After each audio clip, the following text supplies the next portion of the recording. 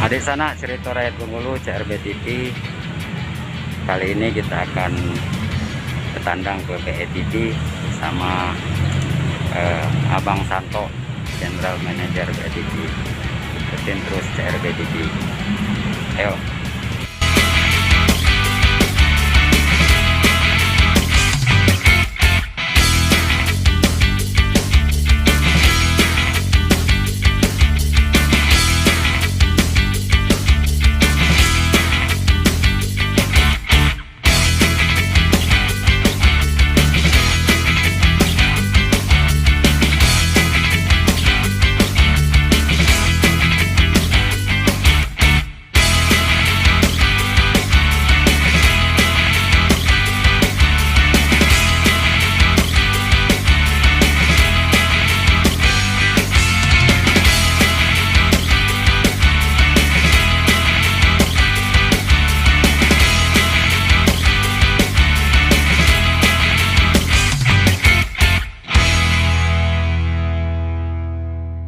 Bismillahirrahmanirrahim. Halo adik sana Surito Rakyat Bengkulu CRB TV. Video kali ini alhamdulillah CRB TV mempunyai waktu untuk mewawancarai General Manager BETV. Langsung saja kita sapa Abang Santo. Assalamualaikum Bang. Waalaikumsalam warahmatullahi wabarakatuh. Semua netizen subscribe dari CRB TV. Iya, terima kasih Bang Santo. Nah, apa kabar Bang? Alhamdulillah sehat. Sehat Bang ya. Lagi sibuk. Ya seperti inilah gitu. Kegiatan kantor kan mungkin teman-teman untuk terus memberikan yang terbaik bagi perusahaan. Awal karirnya boleh diceritakan Bang, gimana bisa terjun ke dunia jurnalistik ini Bang? Dunia jurnalis atau dunia media massa tidak pernah menjadi bagian dari cita-cita masa kecil ya. Karena masa kecil saya itu ya seperti anak-anak zaman dulu ya, di tahun-tahun kelahiran saya itu pengen jadi dokter. Saya dulu sambil bawa angkot. Sempat bawa angkot jadi sopir angkot gitu ya. Iya. Tapi angkotnya milik sendiri. Iya milik sendiri Bang ya.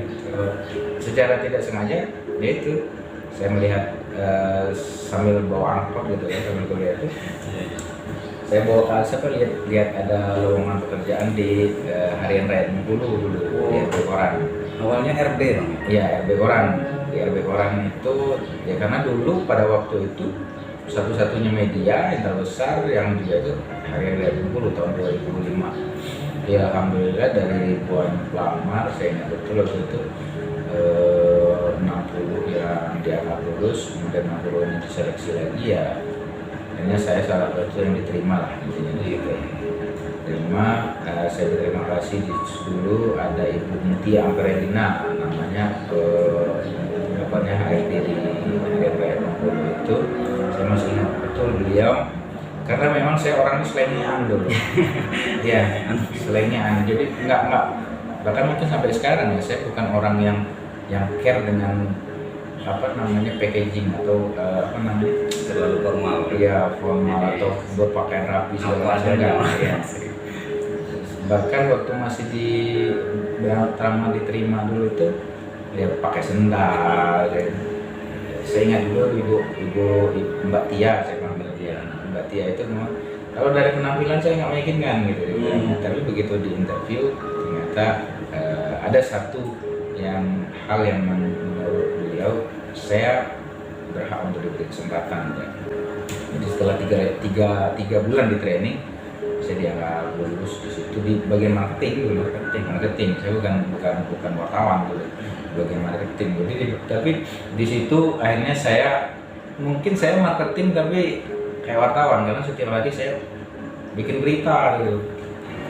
Bukan sekali lagi bukan saya merasa hebat, tapi hanya saja pada saat itu bahkan mungkin sampai saat ini banyak orang-orang yang begitu bekerja di sebuah perusahaan itu tidak menunjukkan kinerja yang maksimal ataupun apa yang dia miliki, kemampuan yang dia miliki itu untuk dia persembahkan kepada perusahaan, bahwa karena mental saya dibina pada saat itu oleh kakek saya. Dimanapun saya bekerja, saya harus menunjukkan totalitas gitu. Dan karena banyak itu tadi, saya marketing, tapi setiap hari, karena memang saya hobi menulis dari dulu, jadi saya bikin berita dulu. Itulah yang bisa bilang setiap hari itu tulisan saya itu yang di halaman Komdis, kalau di harian tadi, komunikasi dan bisnis.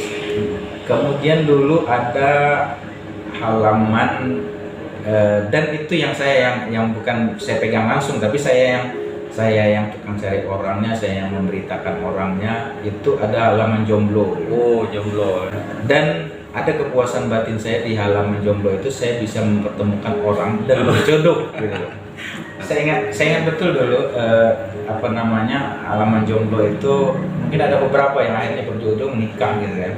Jadi saya membuat cerita tentang sosok seorang perempuan, kemudian dia mengharapkan cowok itu seperti apa. Begitupun dengan cowok, saya menggambarkan seorang cowok bahwa di Jomblo dia memiliki pekerjaan bla bla, usia bla, dia mengharapkan kriteria perempuan itu seperti apa.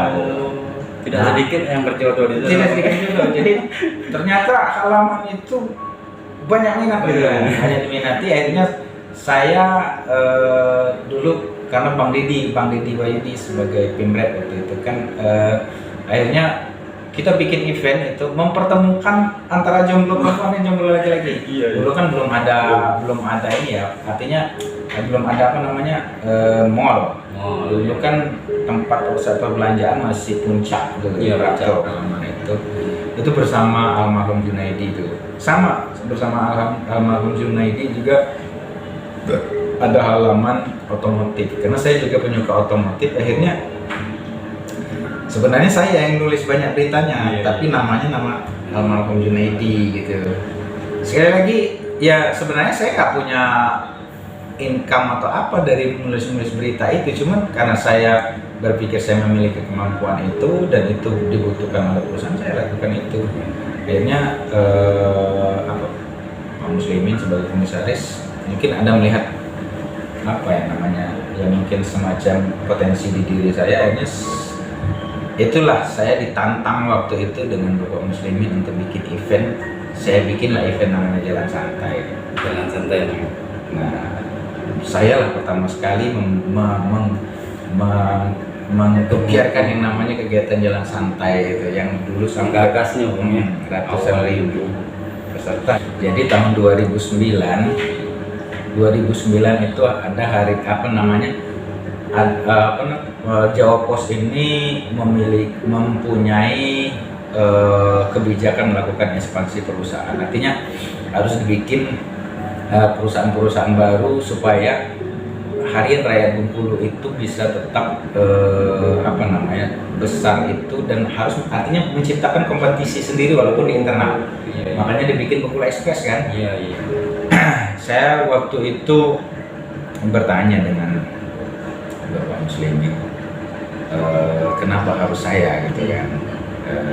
Banyak orang hebat baik di Bengkulu Express ataupun di RP yang bisa dikadarkan untuk menjadi pimpinan tertinggi di perusahaan ini sebagai GM. Kemudian yang lebih muda pun banyak, saya bilang gitu kan. Kenapa harus saya? Ya kesimpulannya disampaikan oleh Bapak Muslimin bahwa dia merekomendasikan, yang menganggap bahwa saya itu mampu, tidak hanya dia gitu. Jadi ada beberapa komisaris yang lain, termasuk direktur Pak Soekarno. Jujur waktu itu saya sampaikan dengan Bapak Muslimin, saya bilang kasih saya waktu untuk mempertimbangkan, dan sekali lagi seperti yang Bapak Muslimin dulu pernah tawarkan kita di LBTV, saya harus mendapat restu dari orang tua. Jadi saya tanyakan dengan orang tua, dan ada salah satu paman yang saya anggap menjadi pengganti ayah yang meninggal. Meminta pertimbangan beliau apakah saya menerima atau tidak. Akhirnya atas pertimbangan restu dan beliau juga saya anggap sebagai pengganti ayah, mengizinkan saya untuk sampai ke level saya menjadi pimpinan di sini. Saya bersyukur Bang Deddy saya anggap sebagai kakak, bahkan sebagai seorang guru, sahabat sampai hari ini. Dia mengajarkan banyak hal, terutama ya dunia jurnalis. Dan kemudian yang terpenting juga bagaimana menjadi seorang pemimpin. Itu yang beliau ajarkan kepada saya. Jadi ada tantangan sangat besar lagi sebenarnya begitu saya pindah ke RBTV, karena yang harus saya lawan, bukan melawan, artinya yang saya harus berkompetisi dengan guru saya gitu loh. Karena pada saya pindah ke BETV, Bang Deddy masih sebagai GM RBTV gitu kan. Saya tidak memiliki kepercayaan yang besar. Tapi begitu satu hari saya pindah ke sini dengan segala keterbatasan yang saya bisa lihat, saya memiliki keyakinan yang luar biasa itu begitu saya membiasakan pada saat itu untuk sholat duha setiap pagi di kantor ini. Jujur sekali lagi, saya tidak hebat, hanya saja Tuhan yang memudahkan gitu untuk ini. Saya mengajak juga teman-teman seluruh karyawan pada saat itu ya, kita biasakan sholat duha, karena saya memiliki keyakinan luar biasa bahwa apapun, sehebat apapun, kalau Allah yang mudahkan bisa. Saya sebenarnya mau COVID ataupun awal saya memimpin BETV, setiap hari itu selalu memiliki tantangan yang luar biasa. Sekali lagi, saya pindah ke BETV ini artinya saya harus berkompetisi dengan guru yang tahu persis kemampuan saya gitu. Tapi alhamdulillah sekali lagi Allah yang mudahkan gitu. Kalaupun sampai saat ini kita bisa survive, sekali lagi bukan karena saya hebat ataupun teman-teman yang bekerja ekstra luar biasa, tapi sekali lagi Allah yang mudahkan. Jadi kalaupun pada saatnya kita sudah memaksimalkan dan kemudian Allah perusahaan ini tidak seperti yang kita harapkan, itu juga karena Allah. Tapi yang terpenting sampai saat ini saya selalu memotivasi kawan-kawan untuk melakukan apa yang terbaik yang bisa dilakukan hari ini, karena jangan berpikir bekerja ini untuk mencari uang. Tapi bekerja ini jadikan menjadi ladang amal. Ada jadi sinilah kita bisa memaksimalkan amal jariah kita gitu. Dunia jurnalistik itu jujur bukan dunia yang dari awal itu saya berpikir untuk saya terjuni, tapi begitu saya terjuni kemudian saya cintai, ya menjadi sebuah nikmat tersendiri bekerja di sini. Mohon maaf sekali lagi, bukan saya bermaksud sombong. Begitu saya sudah masuk ke dunia ini, ada beberapa perusahaan, dan perusahaan itu perusahaan internasional bahkan yang menawari saya gaji itu sampai 5 kali lipat untuk pindah ke posisi. Tapi karena saya mencintai pekerjaan ini, jadi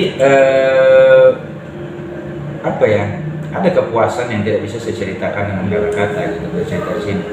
Karena memimpin sekitar 50 karyawan lah di BETV ini, saya berpikir ini ladang amal saya. Bagaimana kalau karyawan ini terus bisa makan, artinya ada anak istri mereka yang bisa dihidupi oleh perusahaan ini, dan itu menjadi ladang amal jariah. Harapan kita juga ke teman-teman jurnalis, ya cintai pekerjaan jurnalis. Jurnalis itu pekerjaan yang mulia, jangan diciderai dengan kepentingan sesaat gitu. Ada hope masyarakat luas terhadap apapun yang menjadi tulisan kita sebagai jurnalis gitu, untuk menegakkan apa yang menjadi sebuah kebenaran. Baik, di sana cerita dulu. Saya akhiri video kita bersama Bang Santo. Itu tadi Bang Santo bercerita ataupun harapan-harapannya ke depan. Semoga kita semua selalu dalam lindungan Allah dan semua cita-cita kita tercapai, dan kita dapat belajar dari pengalaman perjalanan karir dari seorang Bang Santo, General Manager BETV. Ketemu lagi kita di video selanjutnya, dan jangan lupa subscribe, like, komen, dan share. saya akhiri video ini. Bang, sudah Bang ya. Oke. Assalamualaikum warahmatullahi wabarakatuh. Waalaikumsalam warahmatullahi wabarakatuh.